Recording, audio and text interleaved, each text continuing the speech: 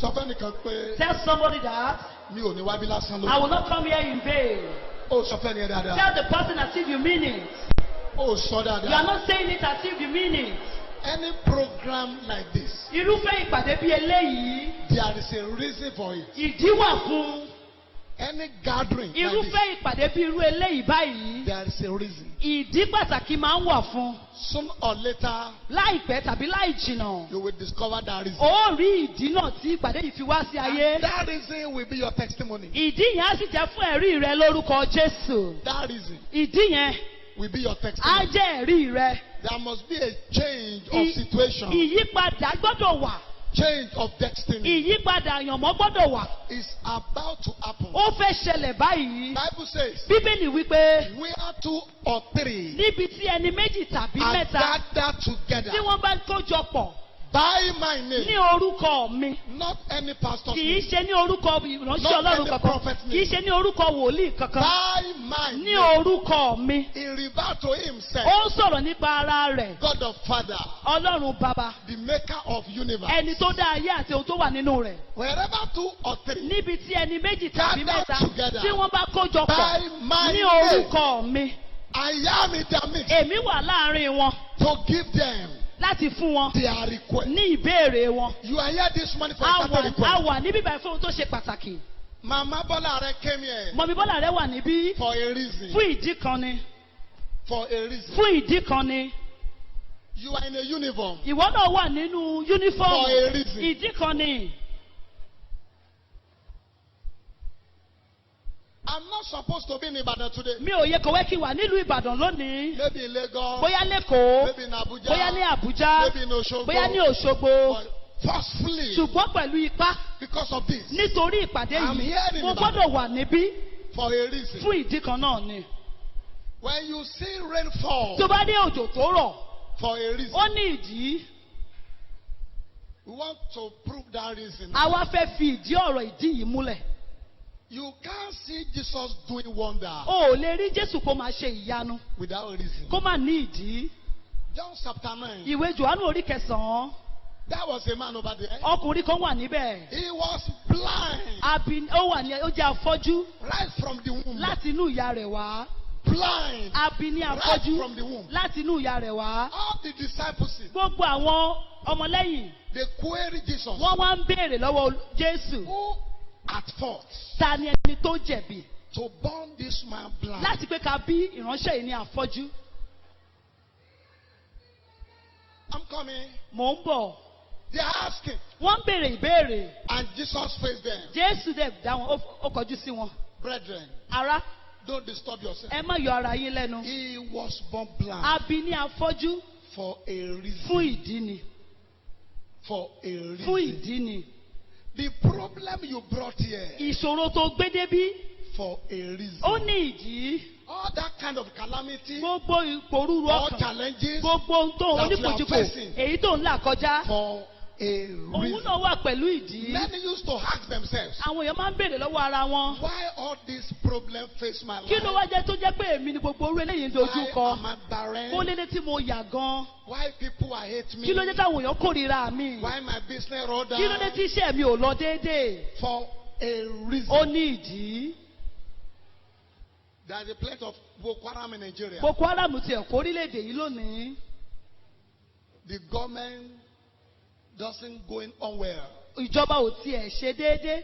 Problem all the in the midst of politicians. Wàhálà wà láàrin àwọn olóṣèlú. The government parastatal, they have a problem. Àwọn oníṣẹ́ ìjọba àwọn náà ní wàhálà tiwọn. No peace in all Nigeria. Kò tiẹ̀ sálàáfíà lórílẹ̀-èdè. For a reason. Ìyẹn náà máa wà pẹ̀lú ìdí. The Bible says Bíbélì wípé in the book of Timothy, nínú ìwé Tímótì, in the time like this, nínú ìgbà báyìí, in time like this, nírú àkókò báyìí, we must see certain chaos a ó rí àwọn troubles, ìjàmbá, àwọn wàhálà, wahala àwọn problems like this. nírú báyìí. But I'm not going to that side. Ṣùgbọ́n mi ò lọ síbẹ̀. In the John chapter 16, Nínú ìwé Jòhánù orí 19 33. ẹsẹ̀ these are 33. the way I'm coming. Ibi tí mò ń lọ gangan rèé. Nǹkan wọ̀nyí ni mo ti sọ fún yín tẹ́lẹ̀. Yes, Kí ẹ̀yin kí ó lè ní àlàáfíà nínú mi. Yes. Nínú ayé, in the world, ẹ̀yin ò ní ìpọ́njú. you must have a tribulation. Ṣùgbọ́n ẹ tújú ká. Yeah? Mo ti ṣẹ́gun ayé. Be a good cheer. Hello. Eyes. Come again, my sister. Nǹkan wọ̀nyí ni mo ti sọ fún yín tẹ́lẹ̀. Nǹkan wọ̀nyí ni mo ti sọ fún yín tẹ́lẹ̀. Kí ẹ̀yin kí ó lè ní àlàáfíà nínú mi. Kí ẹ bá lè ní àlàáfíà nínú mi. Nínú ayé. Nínú ayé. Ẹ̀yin ò ní ìpọ́njú. Ẹ̀yin ò ní ìpọ́njú. Ṣùgbọ́n ẹ tújú ká. Ṣùgbọ́n ẹ tújú ká. Mo ti ṣẹ́gun ayé. Ẹnìkan pè mí bẹ́ẹ̀ lẹ́ẹ̀kan. Somebody called me the other time. Ó ní wọ́n sọ pé olè wọlé That àwọn. they said armed robbers have invaded his Àwọn house. ṣe wà ń bí. As they are here, Olè wọlé armed àwọn. robbers have invaded their Mo ní kó house. gbójú kó I bẹ̀. said, take off your eyes. Gbójú kó bẹ̀. Take off your eyes. Má jẹ́ kí ìyẹn fún ẹni setback. Don't let that give you a setback. Ó ní gbogbo àwọn lálọ́. Mo ní gbójú kúrò I bẹ̀. said, you don't disturb yourself. Tí wọ́n bá ti jí wọ gbé. If they did not kidnap you, New glory is coming. Ogo tuntun ń bọ̀. Hello. Eyes, sir. I was involved in a terrible motor accident Èmi náà wà nínú ìjàmbá ọkọ̀ tó lágbára 7 years ago. ní nǹkan bí ọdún méje Where sẹ́yìn. I was thought it was over. Nígbà tí mo rò pé gbogbo rẹ̀ tiẹ̀ ti tán, I could not make it again. mo kò rò pé mi ò tiẹ̀ lé mèkì I ẹ̀. could not be a minister again. Mo rò pé mi ò tiẹ̀ lè jẹ́ olùṣẹ́ Ọlọ́run mọ́. After some time, Ṣùgbọ́n lẹ́yìn ìgbà díẹ̀, God visited me Ọlọ́run again. tún bá mi pàdé God lẹ́ẹ̀kan will visit you sí. today. Ọlọ́run ó bá ọ pàdé lónìí. I told you some time ago. Mo sọ fún yín ní ọ̀pọ̀lọpọ̀ ìgbà sẹ́yìn. Nothing late for God. Kò sóhun tó pẹ́ jù níwájú Ọlọ́run. Nothing late for Kò God sóhun tó pẹ́ níwájú rẹ̀. until you late. Àfi tí ìwọ ò bá sí mọ́. Baba, before you travel to America, Kẹ́ tó lọ sílùú ọba.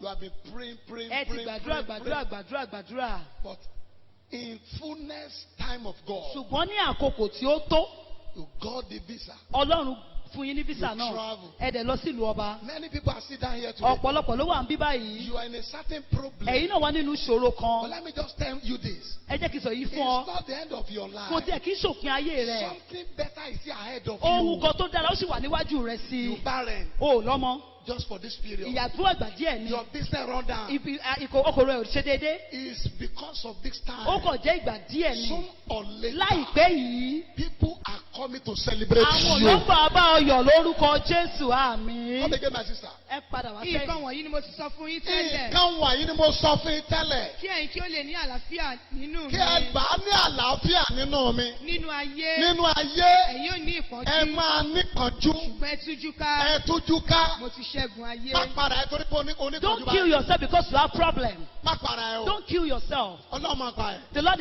knows about Wàhálà tó ń là kọjá that yẹn. problem you are passing through. Ọlọ́run máa pa The ẹ. Lord knows about Ẹkún it. tó ń sun yẹn. That your tears. Ọlọ́run máa pa The ẹ. Lord knows about Ìṣòro it. tó ní The yẹn. problem you are having. Ọlọ́run máa pa The ẹ. Lord knows about it. Kò sí ẹnìkan tó wà There is láyé no one that is living tí kì í là kankan that will not kọjá. pass through one thing or the Bọ̀dọ̀ other. tó ń là But kọjá what you yẹn. are passing through Ohun yẹn ló ń sun ọ pẹ̀lú is Ọlọ́run. that thing that is making you closer to Thank you. God. Ó ń sun ẹ pẹ̀lú It's making Ọlọ́run. you closer to God. Ní ọdún díẹ̀ sẹ́yìn Some years ago, tí mo last day. when I had the accident, Màmá mi Bọ́lá wọ́n wá sí mi. Mom Bola came here. Wọ́n wá mi ò sí mi mo wà ní I hospital. was still in the hospital. Wọ́n fún mi ní report. I was given the report. Àwọn pastor wà níbí. Pastor was here. Wọ́n ní màmá yìí ké. That mommy cried. Pé Ọlọ́run o. God. Kí ọmí wò bẹ́ẹ̀. God, you know what are you Kí looking ọmọ rẹ̀ at? dẹ̀ kú. What are you looking at? That your child is dead. Kéèyàn kọ́ru lẹ́tà bàtà That somebody will have this kind of head disease and will die. I was told. Wọ́n sọ fún mi.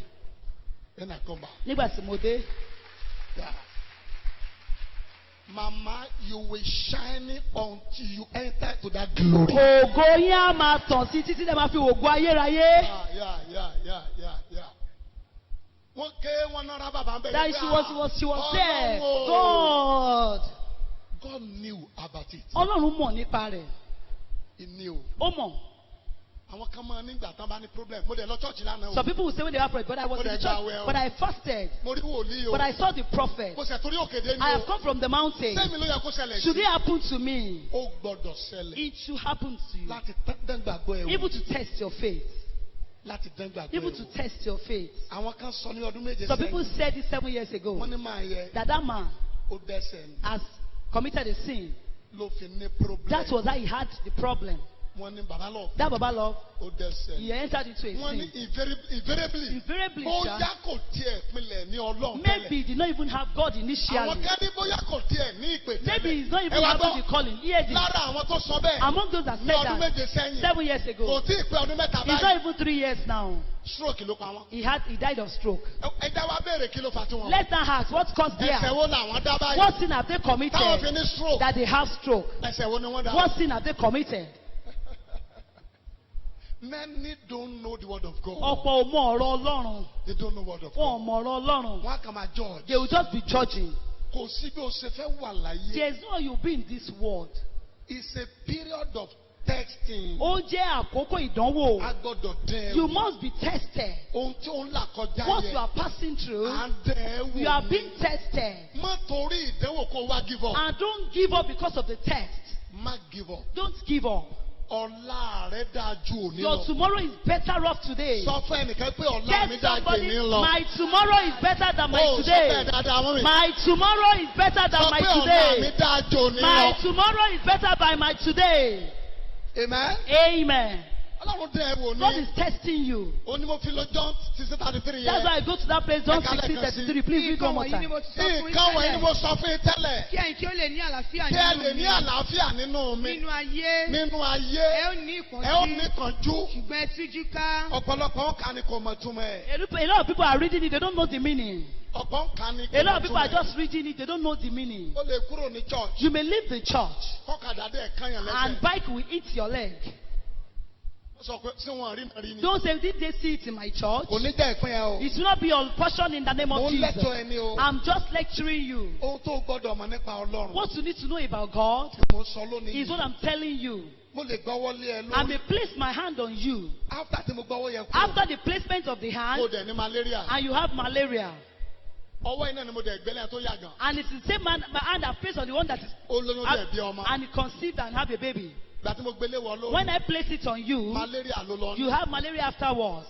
Ó wá ń sọ lọ́kàn pé. You are not saying within your mind. Dádì gbọ́wọ́ lé mi lórí. Daddy placed hand on me. Why tí mo ní malaria? Why did I not have malaria? Ó dà pé ọ bàbá yẹ. It's like that man. Ó ti ní virus. He has gotten, his hand has gotten virus. Ọwọ́ ò ní virus. The hand does not infected with virus. Adángbàgbọ́ ẹ wò. Your faith is being tested. Bí mo ṣe ń ṣe Olúwa tó. As I'm doing the work of God, Pé mi ò yínra mi o. I'm not praising myself. Pé èèyàn ṣiṣẹ́ Olúwa. That one is doing the work of Mo God. ń ṣe tẹ̀mí I tẹ̀mí. am doing it with my mind. Gbogbo tí mo ní láyé Everything I had in life, ni mo fi ń ṣe. I was using it to serve Him. Wàhálà yẹn dẹ̀ tún wá dé. And the problem came eventually. Ìyá ò sọ pé kí n sọ pé kò sọ It lọ́wọ́. doesn't mean I should say there is no more God. Wọ́n dán mi wò ni. I'm just being Mo dẹ̀ tested. borí. And I overcame. Ìwọ náà máa borí. You will overcome in the name of Jesus. Sọ Amen. fẹ́nìkan pé ìwọ náà máa borí Tell máa. somebody you will overcome in Jesus' Ó sọ name. bẹ́ẹ̀ dáadáa. Tell somebody you will overcome in Jesus' Kò name. sẹ́nìkan tó wá sáyé yìí. There's no one in this Pàápàá earth, jùlọ and most especially, tí wọ́n gbé àgbélébù ìdání. that are carrying the cross. Tán bá gbé lójú If you méjèèjì. carry it wholeheartedly, A máa dán wọn wò. church will be tested. Ẹ̀yin ará mi, tí ẹ bá ń bọ́ sonúrú ìdánwò, ẹ kà sí ayọ̀. Ẹ mọ̀ pé ìdánwò ìgbàgbọ́ yín ó ń ṣiṣẹ́ sùúrù. Ṣùgbọ́n ẹ jẹ́ kí sùúrù yín ó ṣiṣẹ́ àṣepé. Kí ẹ lè jẹ́ pípé àti aláìlábùkù. Kí ẹ mọ̀ kí ó má kú ohunkóhun fún ẹnikẹ́ni. Ẹ tún kà pásítọ̀ ṣé ẹ lo gíláàsì yín? Àgbà náà ti ń dé.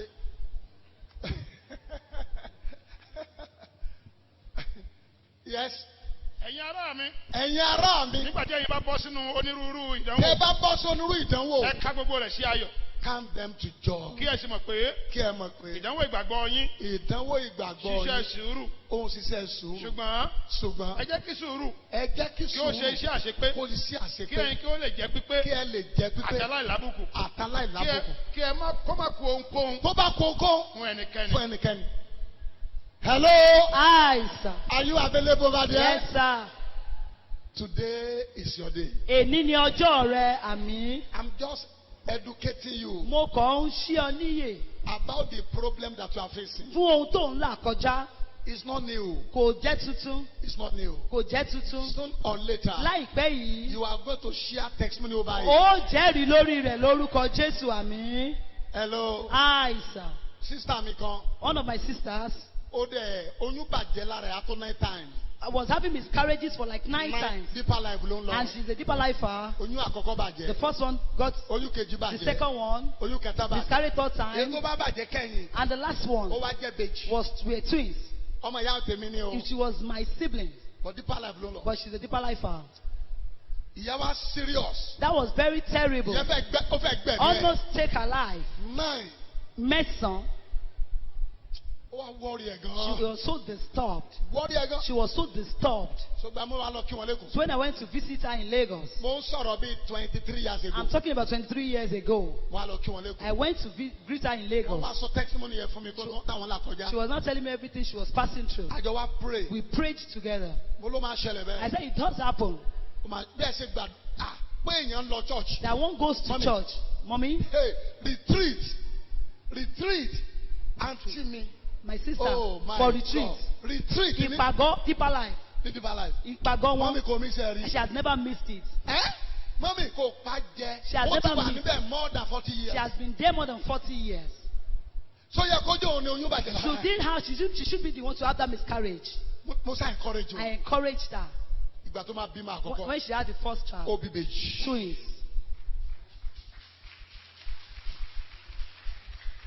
Àkọ́kọ́ ẹ̀dẹ̀ jẹ́ wọ́n jẹ́ ọkùnrin làwọn And méjèèjì. they were 2 boys. Ìgbà tó máa bí bèjì. Second time, Ó bí bèjì. twins. Ó jẹ́ obìnrin làwọn méjèèjì. Two girls. Látún àbímọ mímọ. Since that time, no other. Ó tó ó jẹ mẹ́rin. Obìnrin méjì ọkùnrin méjì. 2 boys, 2 girls. Màmá ìkìlọ̀ tó wá. What's she looking for? What else is she Ọmọ looking mẹ́rin. for? 4 children. Lẹ́ni àwọn wọ́n ti grown up. Today they are grown-ups. Wọ́n ti grown up. They are grown-ups. I saw last week. We were talking last week. Ó ní bàbá He wòlíì. said, Baba Woli, Ó lọ́lọ́run yìí ga o. this God is great. Ó lọ́lọ́run yìí ga o. This God is great. Kò ṣeé ṣàlàyé o. We cannot explain him Ó ní àkókò yẹn. that time Òun ti fẹ́ give up. that she's almost given up. But Ọlọ́run lò yín láti But God encourage just me. used you to encourage me. Èmi náà encourage ẹ I'm lónìí. also encouraging you today. Bóyá o ti ẹ̀rọ owó ra aṣọ Maybe tọwọ́ you don't even have the clothes. You don't even have money to Ìyẹn kì buy. í ṣe òpin. It's not the end. Tó wà bẹ́ẹ̀ yẹn. Are you there? Bóyá o lówó gèlè. Maybe you didn't have money for Ìyẹn kì í gele. ṣe òpin. It's not the end. Hello. I, sir. Hello. I, sir. Ẹni tí ò rí oúnjẹ jẹ lánàá. The one that cannot afford 3 square Wọ́n meals ti kó yesterday. lọlé tuntun They've báyìí. gone to new house now. Tí n bá ń pe pánújọ kí n má tọ́ka nù If jọ. I begin to point hand at them, Àwọn tọ́lọ̀ ti ṣàánú bẹ́ẹ̀. people that have God have gotten Lórí mercy on, ẹ̀ ló ń kà. that they are numerous. You can't Èmi ò lọ count it. síbẹ̀ yẹn. I'm not going there. Fọwọ́ tó ẹ tí ẹjọ́ jókòó Just yẹ. tap the person by Sọ your pé má side. para rẹ̀. Don't kill Sọ yourself. pé ó sì máa It dáa. shall be well. Ẹni yẹn ò mọ̀ pé òun sọ̀rọ̀ You rárá don't even know you rárá. are talking. Fọwọ́ kan pé má para rẹ̀. Don't kill Sọ yourself. pé ó máa It shall dáa. be well.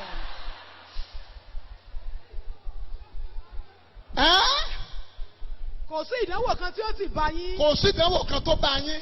Bí kò ṣe irú èyí tí ó mọ níwọ̀n fún ènìyàn. Bí òsínlẹ̀ tó mọ níwọ̀n fún ènìyàn. Ṣùgbọ́n olódodo ni Ọlọ́run. Ṣùgbọ́n olódodo ni Olódodo Ọlọ́run. ni Ọlọ́run. Ẹni tí kì yóò jẹ́ kí á dán yín wò ju bí ẹ̀yin ti lè gbà Ẹni á. tí ò ní jẹ́ ká dán yín wò ju bí ẹ ti lè gbà Ṣùgbọ́n tí yóò á. sì ṣe ọ̀nà àtiyọ pẹ̀lú nínú ìdánwò náà. Ṣùgbọ́n tí yóò sì ṣe ọ̀nà àtiyọ Yóò pẹ̀lú ṣe ọ̀nà àbáyọ. nínú ìdánwò náà. Yóò ṣe ọ̀nà àtiyọ nínú ìdánwò náà. Olórin kan kọ́ wa lórin A song that is sang a song 33 years ago lágbàlá àtúrà. like 33 years ago at Agbala. Ta ló bá ọ ṣe tirẹ̀? Ta ló bá ọ ṣe tirẹ̀? Àǹtí, ta ló bá ọ ṣe tirẹ̀ Who o? has done it for you? Jésù ló bá mi ṣe tirẹ̀. Jesus has done mine. Who did yours? Jesus has done mine. Ta ló bá ọ ṣe ná? Who has done it for you? Mo bèè lọ́wọ́ yín ni. I'm asking you a question. Ẹ dáhùn dáadáa mọ́ mi. You are not answering. Olórin kan tó kọrin. A song that is also sang a Fẹ́mi, song. èyí kì í ṣe òpin. Èyí kì í ṣe òpin. Ìbànújẹ́ torí lónìí yẹn kì í ṣe òpin o. Ó sì lè dìde o. Mọ fàyè fún Sátánì kó gbogbo lórí rẹ̀. Ìwọ gan tó mọ lọ́kọ̀ọ́rin fún mi ọmọ orin. Abẹ́ ìrojú ẹ̀. Sọ fún ẹnìkan bẹ̀ yẹ. Tell somebody there. Sọ pé mo máa dìde. Rise again. Orí ìjókòó ló wà. Sọ pé mo máa dìde. Rise again. Sọ pé màá dìde. Rise again. Òní sọ pé mo máa dìde. Rise again. Sọ pé mo máa tó dìde. Soon rise. Sọ pé màá dìde. Rise again. Má jókòó mọ́. Don't sit anymore. Wá gbàdúrà. Let's pray. O tí mo fẹ́ fún aná nìyẹn. That's what I want to give to us. Lónìí, Today, wàá dìde. you rise. Kí ni ìṣòro tó ní? What is the problem you're having? Kí ni wàhálà tó ní? What is the problem? Ẹ lọ múra sílẹ̀. Be prepared. Bóyá first week of December. Maybe first week of December. Mo máa ṣe àjọ̀dún ìpè. We'll be having the anniversary of the calling. Ó máa ní Ìbàdàn yìí. It's going to be powerful. Màmá mi Bọ́lá rẹ̀. Mommy, Ṣé máa múra lẹ̀? please be prepared. Ó Ma. máa lágbára. It's going to be powerful. Tọ́pẹ́ Àlàbí. Tọ́pẹ́ Àlàbí. Àfẹ́ tí ò bá kọrin Nàìjíríà. Except those that are not singing in Ní òní Nigeria. débí yìí. That will not come. AY show. AY show. Ó bọ̀ ń bí. It will come. Gbogbo wọn bẹ́ẹ̀. All those song artists. Àjọ̀dún ìpè. It is the For many anniversary of the calling. years. For many years. Tí mo ti wà ní field. That have been on the field. Tí mo dẹ̀ kọ́rẹ̀. And have been correct. Yaba. Gbọ́ eléyìí. Hear this. Àwọn tó dá ẹ dúró lánàá. People that have stopped you yesterday. Àwọn tó dá ẹ dúró People that lánàá. have stopped you Ó máa yesterday. jù wọ́n lọ You báyìí. will go above them. Ó máa jù wọ́n lọ You will báyìí. be greater than them. Ó máa jù wọ́n lọ You will be báyìí. greater than them. Mo sọ fún yín kárí fẹ́lẹ́. I told you, Mo ní Kayefele. ẹgbáradì. I said, be prepared. Máa gbé débì. I will bring you A here. whole week. Ọ̀sẹ̀ kan. A kàn máa kọrin. You will be singing. A kàn máa You will kọrin. be singing. Torí mo sì wà láàyè. Because I'm still alive. Mi ò tí ì kú. I'm not dead. Èmi náà. Èmi náà.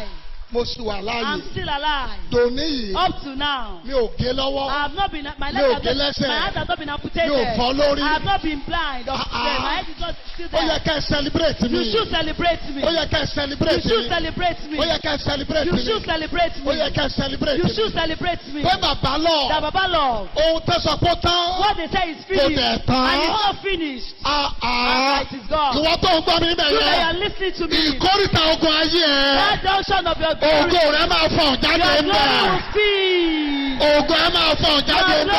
will speak. Ògo ẹ̀ máa fọ̀ jáde Your ń glory bẹ̀. will speak. Ògo ẹ̀ máa fọ̀ Your jáde ń glory bẹ̀. will speak. Àdúrà kan ló máa gbà. This is the prayer you're going to Àdúrà offer. tó máa gbà This rèé. is the prayer. Jẹ́ kí yẹ̀yẹ́ mi dọ̀pẹ́. Let my shame turn to testimony. Yẹ̀yẹ́ mi. My shame. Jẹ́ kó da Let sọpẹ́. it turn to testimony. Jẹ́ kó da Let sọpẹ́. it turn to testimony. Ní nǹkan bí oṣù kan. Like 1 month Ó ago, wà ní London. I was in London. Obìnrin kan wá. A woman came. Ó wá láti very close to London. She was closer to London. Ó ní bàbá. He said, Baba, Ó ní mo ní fibroid. I'm having fibroid. Bí òun ṣe operate. And it is being operated. Ló ń grow. It's growing. Mo ń operate. She was operating Ó ń it. grow. It was growing. Mo ti pọ́nmọ 48 years. She was 48. Mo dẹ̀ ti wà nílé ọkọ. And she has been Bíi married 14 years. like 14 years ago. Kíní yẹn ò jẹ́ kọ́ ọmọ wà That lára thing mi. did not allow pregnancy to stay. Mi ò kó mi dání. I don't have water with me. Òróró bàbá love mo It mú was the dání. anointing one that I took with me. Mo ní kó ra mẹ́ta. I said she should buy 3. Ó ra mẹ́ta. She bought it. Mo gbàdúrà sí. I prayed unto it. Àdúrà tí mo gbà bẹ́yà ló tó ṣẹ́jú méjì. My prayer is not even up to 2 minutes. Lọ lò ó. Go and use it. Lọ lò Go ó. and use it. Ó lò ó. She used it. Ó wá ń sọ fún mi And lánàá. she was telling me yesterday. Ó sọ fún mi lálẹ́ She àná. was telling me yesterday. Ó ní bàbá. That Baba, Only because of this testimony, nítorí ẹ̀rí I'm yìí, coming down to mò Nigeria ń bọ̀ ní Nàìjíríà to come and see you. láti wá rí Ó i. ní wọn suppression. That they didn't do any operation on Kíní her. yẹn disappear That fúnra thing ẹ̀. disappears Ó itself. disappear. It disappears Ó itself. disappear It nínú ẹ̀. disappears itself. Kò rí You mọ́. did not see it again. Hey! Sọ pé hey! Hey! Sọ pé hey! Hey! Tó sọ pé hey! Hey! Sọ pé hey! Hey! Sọ pé hey! Hey! Sọ pé èmi ló kàn. Èmi ló kàn. Sọ pé èmi ni rẹ I am kàn. the next recipient. Èmi ni ìgbéga I kàn. am the next recipient. Èmi làlùyọ I am the kàn. next Thank you. recipient. Èmi ni ìgbédìde I am the kàn. next for glory. Ó sọ I bẹ́ẹ̀. am the next for glory. Sọ pé èmi ló I am kàn. the next recipient. Sọ pé èmi ló I am kàn. the next recipient. Sọ pé èmi ló I kàn. am the next recipient. Ayagaba yaraba yaba yaba yaba yaba. Di ọwọ́ ẹ̀ mọ orí ẹ̀. Hold your head. Di ọwọ́ ẹ̀ mọ orí ẹ̀. Hold your head. Di ọwọ́ mọ orí ẹ̀. Hold your head. Di ọwọ́ mọ orí ẹ̀. Hold your head. My God. Àwọn Èkó sọ́wọ́n mi. The Lagosians, are you here? Ọmọ tó ti kú sínú That poetry that is dead ní hospital. in the hospital. Last week testimony. Last week testimony. Ọmọ yẹn ti kú. The baby was dead already. Wọ́n wá fẹ́ evacuate And they ẹ̀. want to evacuate it. lẹ́nìkan wá lóhùn ní omi. Somebody now said she has wọ́n wá lọ fún wọn ní omi. and they gave her the miracle water. àti òróró. and anointing oil. so wà nù church. were you in the lọ́jọ́ church? Wednesday. On Wednesday. bó ṣe lómi àtòróró. Immediately she uses it. doctor. The doctor. so possible ṣá. Is it possible? ọmọ tó ti kú. The fetus sínú ìyá ẹ̀. in the womb. bàbá wọ́n fẹ́ evacuate ẹ̀ They want to kúrò. evacuate it. wọ́n wá ní kán lọ wá owó. They now say let them go and get wọ́n máa fi money. gbé kúrò nù ẹ̀. To take it out of wọ́n the wá body. fún lómi. They now gave wọ́n fún They lóróró. gave her anointing oil. ọmọ wa jí padà. And the baby came back to life. Hallelujah. wọ́n wá bí ọmọ. She now gave birth to the baby. oh my God. Oh shit. oh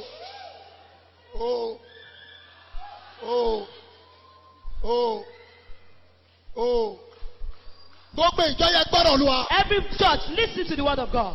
láti òní lọ. From this day. tí olúwa bá pè mí. If God has called me truly. láti òní lọ. From this day. oore tí ó máa pa ẹ́ lẹ́kún. Goodness that will make you to weep. kì í ṣe tó máa rẹ́rìn. That you not laugh on it. oore tó máa pa ẹ́ Goodness lẹ́kún. that will make you to weep. wà á béèrè. You will ask. ibo lélẹ́yìí ti Where wá. did this come from? màmá bọ́lá. Mommy, ó pẹ́ tẹ́ ẹ ti wà. you've been for long. ìyà kì í somi ọbẹ̀ bàbá má jẹ́ àjìyà láyé. ìyà kì í somi ọbẹ̀ bàbá má jẹ́ àjìyà. ìyà kì í sàkàrà ìkírè bàbá má jẹ́ àjìyà láyé. olúwa ìyà kì í somi ọbẹ̀ bàbá má jẹ́ àjìyà. orí bí 40 years ago. She has sung the song for a very long time. Number 13. That is the 13th And album. she was. And she still exists. Hey! Sapa, hey! Sapa, hey! Sapa, hey! Sapa, hey! Sapa, hey! Orin tí ó pa ẹlẹ́kùn. The song that will make you to cry. Mama. Mommy, Kánìkan pè wá báyìí. somebody call you now. Kó ní kẹ́ ẹ máa bọ̀ lẹ́kọ̀ọ́. That you come to Lagos. Òun ti ra jẹ́ẹ̀tì. He or she has bought a jet. Màmá sẹ́yìn nígbà mi. Mommy, who to take it? Lágbára Ọlọ́run. Hallelujah. I release mama. Mo sọ tẹ́lẹ̀. Kò sí ìtọ́lọ́run ò lè ṣe. There is nothing impossible for God. Ọlọ́run ti lò yín Nàìjíríà. God has used you in this country. Ilẹ̀kùn ẹ̀ ṣí. The door is open. Amen. Àwọn kan lè ra jẹ́ẹ̀tì mẹ́wàá. Some people can buy 10 jets. Tí wọ́n máa para kankan. And they've not feel buying anything. Ẹ lọ bọ́ sí wọn Go lọ́wọ́. and get close to them. Èmi àti yín a ó bọ̀ sí wọn lọ́wọ́. Amen. Ìwọ tó wà ń bí. You that you are here. Mo fẹ́ kó gbàdúrà kan I yìí. want you to pray this prayer. Ìyanu tí ó mọ mi lójú mi. Miracle that will make me to weep. Kó tún díwò yí ọ̀la. Before this time tomorrow. Áńgẹ́lì bàbá lọ. Angel of Baba Lord. Sílẹ̀kùn ẹ̀. Release it. Ìyanu tí ó mọ mi lójú mi. Miracle that will make me to Gbàdúrà weep. yẹ bẹ́ẹ̀. Gbà. Ee mayaba. Ee bobo sobo. Braba kalaba. Yes, Lord.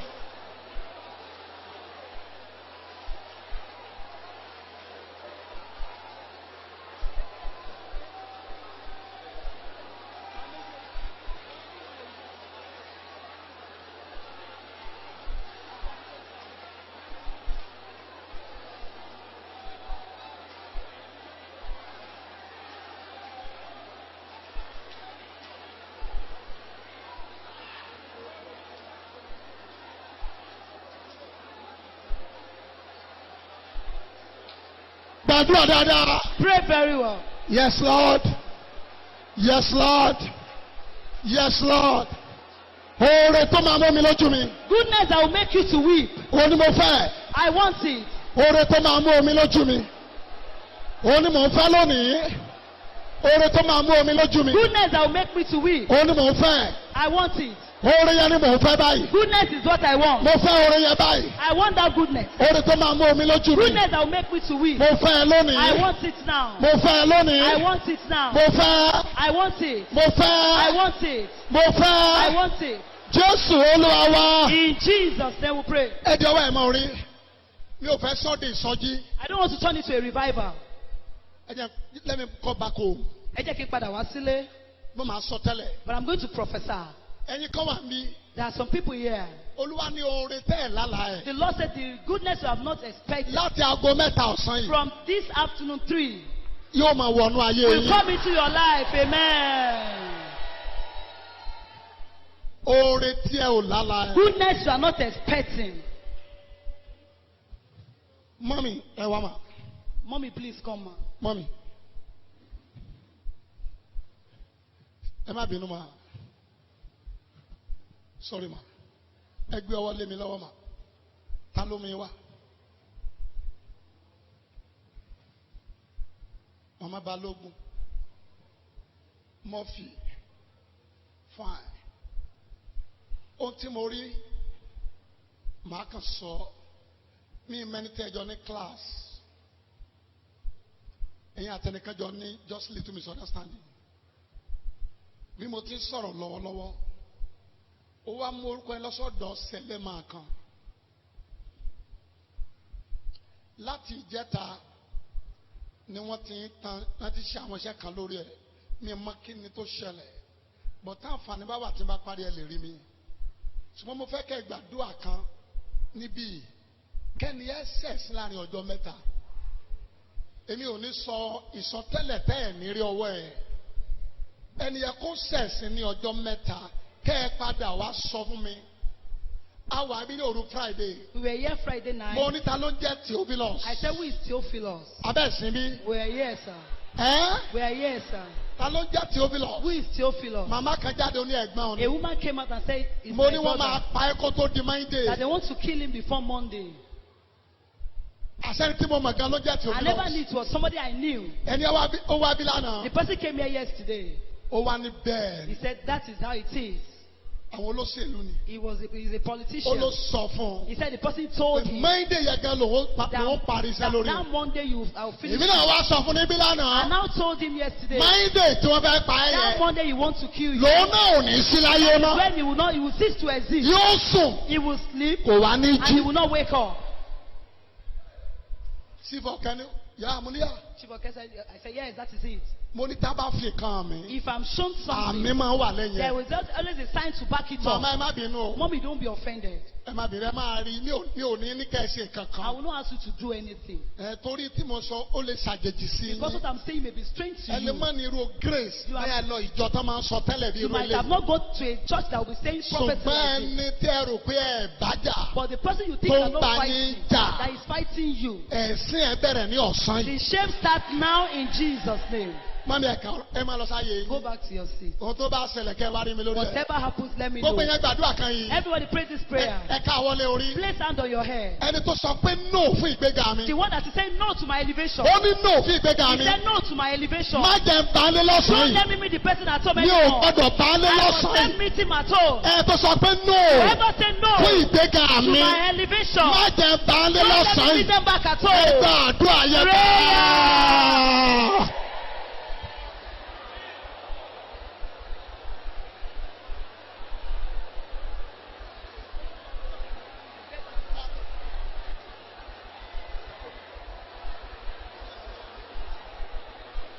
Gbàdúrà yẹn dáadáa. Yes Lord. Gbogbo ẹ̀dá tó sọ pé no fún ìgbéga mi. Kẹ́ni yẹn kú ni. Kó wọ wàhálà. Jésù Olúwa wa. Amen. Di ọwọ́ ẹ̀ mọ́ orí. Hold your head. Máa ṣe àmì. Just say amen.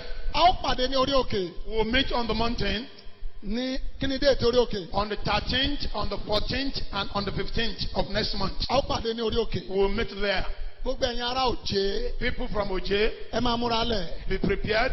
September yìí là ń bọ̀ lóje. September we are coming for open air Bàbá ti crusade. kúrò ní orí òkè. After the mountain program, À ń bọ̀ ní òjé fún we revival. are coming for open air crusade at Olúwa ní Oje. ká gbé pàdé kankan lẹ̀ níbí. The Lord said we should have a program here. Ká pè ní ìmúpadàbọ̀ ògo. Restoration of glory. Ó táńgẹ́lì ẹ̀ sọ fún mi nìyẹn. That is the word of the angel. Ìmúpadàbọ̀ ògo. Restoration of glory. Ó yẹ kẹ́ wà bí lónìí. You that you are here today, Bóyá ò tí ì rí ògo rí. maybe you have never seen glory before. Láti ṣẹ́jú yìí. From this moment, Áńgẹ́lì mi yọ̀ǹda fún ẹ bẹ́ẹ̀. angel release for you. Áńgẹ́lì mi yọ̀ǹda fún ẹ My bẹ́ẹ̀. angel release for you. Áńgẹ́lì mi yọ̀ǹda fún ẹ My báyìí. angel release it for you. Áńgẹ́lì mi yọ̀ǹda fún ẹ My báyìí. angel release it for you.